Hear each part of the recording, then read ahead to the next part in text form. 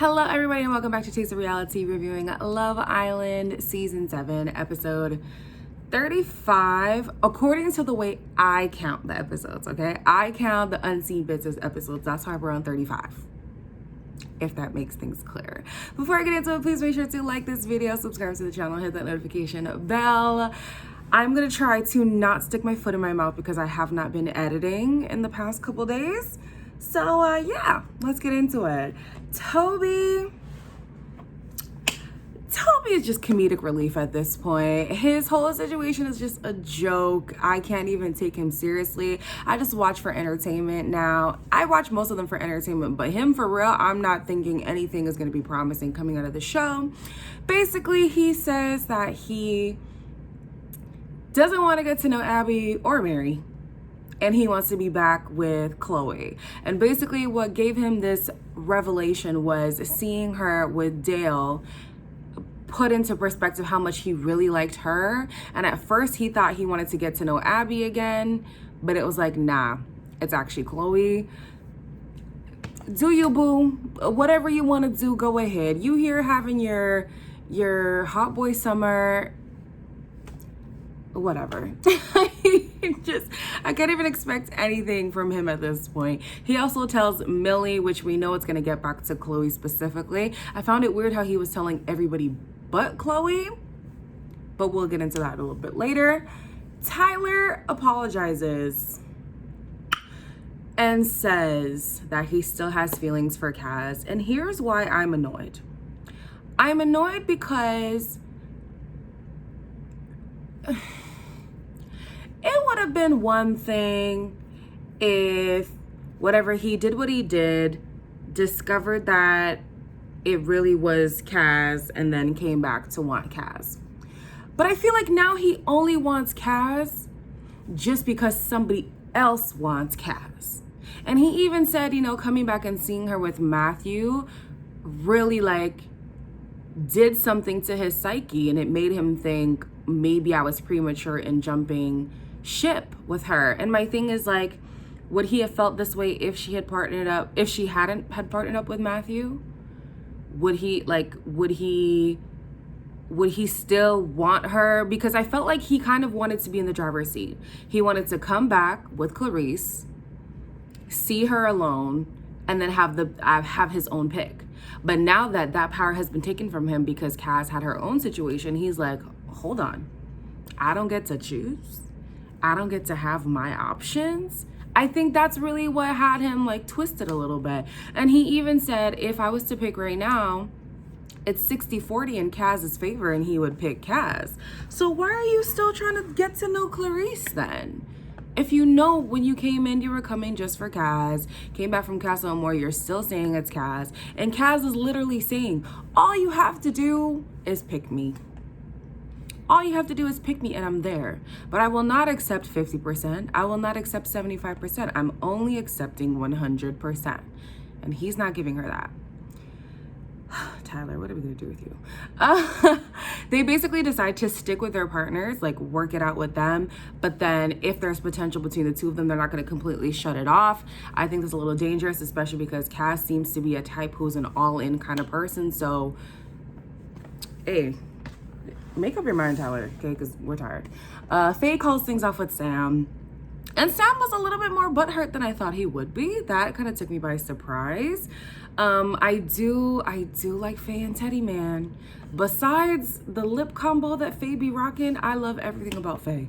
Everything about Faye. So I'm glad that she's happy again. I'm glad that Teddy's in a good space. I hope that it just solidifies them as a couple in the long run. Because out of everybody, I think this is the couple that I actually want to root for now. Yeah, I want to root for these two, so I really hope that they can keep it going outside the house. Sam was not the only Casa Amor casualty. Dale has been dumped now. Dale has been dumped by Chloe. Maria has been dumped. Who even knows what Amy's up to? We don't see her because who knows what Hugo's doing with his life. Who else came back from Casa Amor? Clarice is now a second option rather than a first option. Matthew is upset with Kaz because of the comments that she keeps saying. And that's why I was saying, I know you guys were saying she didn't mean to slight him in the recoupling situation post Casa Amor, but regardless, things hurt, you know? And the fact that she made it seem like I picked him out of spite. And somebody in the comments did say it wasn't out of spite, it was out of necessity. And I do agree with you. I just, as the person who is the second choice, it does feel spiteful. So yeah, he was saying he was annoyed by some of the comments she was making the night before, and that's why he didn't cuddle her. And then Kaz was upset because she's actually into Matthew, and she's like, okay, so what are we doing then if you don't want to pursue this? It's just complicated for these Casa people. But yeah, Dale is out on the street. Sam is out on the street. Marie is out on the street. Amy's just in a lost alley because we don't know where she's at. Who else is there? I don't know, but it's not looking good for the Casa people. What do I have here? Millie. Okay, Millie says she needs Liam to fight for her.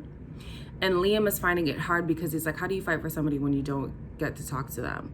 Well, that's the thing with betrayal. You don't get to decide when they're okay with bringing you back into their lives. So he's gonna have to do the little things that he was doing, you know, making her breakfast in the morning, bringing her coffee, checking in on her at night, just making sure that she's okay, so that when she's in a place to accept him back, the trust has been building little by little. So I do agree with giving her space. That's needed, or else she will resent you over time. But yeah, do those little things to bring her back. It's clear he wants her back. It's clear she wants him back. So give it time. I feel like because of what they've gone through, if they do get back together and they declare themselves as boyfriend or girlfriend, they probably could take the title. I could see that happening for them. We love a couple that comes out through adversity. So it's a good look for her in terms of popularity wise. And yeah, I think that they're a good pairing if they can work it out. And Liam seems like he's willing to really fight for her. So we'll see how that goes. I did not expect Kaz and Clarice to have a conversation, but they did. And basically they were comparing notes and seeing that Tyler is telling them two different things. Realistically, in my mind, Tyler would like for things to work with Clarice just because it was such like a whirlwind experience for him. But his heart is with Kaz, and he said it. That whole 60-40 thing kind of puts that in perspective. The fact that he just can't let Kaz go and constantly has to like ask her to still give him space, give him a space in her heart for him. He wants to be there. And my thing is like, just make that decision. He later had a conversation with both of them, and Clarice was saying, you're all about reassurance and you're not reassuring me, you're actually reassuring her. That's you inadvertently telling her where you want to be. You know what I mean? And then even with Kaz, he was like, just give me time, just give me time. But it's like, you don't need time. You want to enjoy having your options right now, but realistically, you know where your mind is at. I swear, if I see another group of Black people in a love triangle or square again, I'm tired. It happens in Casa Amor too. I mean, Casa Amor. It happened in Love Island USA too. And I'm just like, can the Black people just be one of those Jake and Liberty stories? You know, why we always gotta be in the mess? I'm so tired. I'm so tired. And speaking of tired, Kaz is also tired of giving herself to guys and they don't want to give themselves to her. You know, she had it with Toby in the beginning where she really was trying and he was never fully into it. And then she had a long stint of being single. Finally, Tyler comes in, sells her a dream. She believes it and is fully going along with it until he doesn't fully give himself to her. Okay, cool. She finds Matthew. Same thing happens again. It is very tiring. And it's kind of exhausting too because it starts to make you think like, am I not good enough? You know, like me at my best is still unacceptable for these guys. Like that messes with your head a lot. And I don't blame her for really being upset at the situation because it's a messed up situation. Can somebody just choose me? She's just asking to be chosen. And whoever she's she gets chosen by, she's willing to give herself completely to that person. It's so sad to see, man. It's so sad to see. The good thing though is that what is this? The good thing though is that in the next episode, it's a recoupling and the girls get to pick, finally. But I wonder what position they're gonna put the girls, because I would like them to put Kaz before Clarice, because I wanna know what decision she's gonna make and what fallout is gonna happen from that. I selfishly want them back together. I do. But if they get back together, he's gonna have to acknowledge the wrong, because he's still trying to brush it off. He really is. And it's really annoying when somebody can't accept that, okay, I messed up, and here's how I messed up. I acknowledge that. And then also to mean what he says.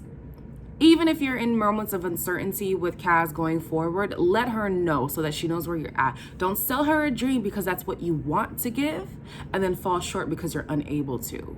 A woman will respect you more if you're able to say, this is what I'm capable of doing right now. This might be where I want to be, but here's where I'm at, and I'm letting you know where I'm at. I'm not going to sell you the dream. You fall for this, and here I am down here. No, absolutely not. So we'll see how that goes. As always, like, comment, share, and subscribe, and I'll see you guys in the next one.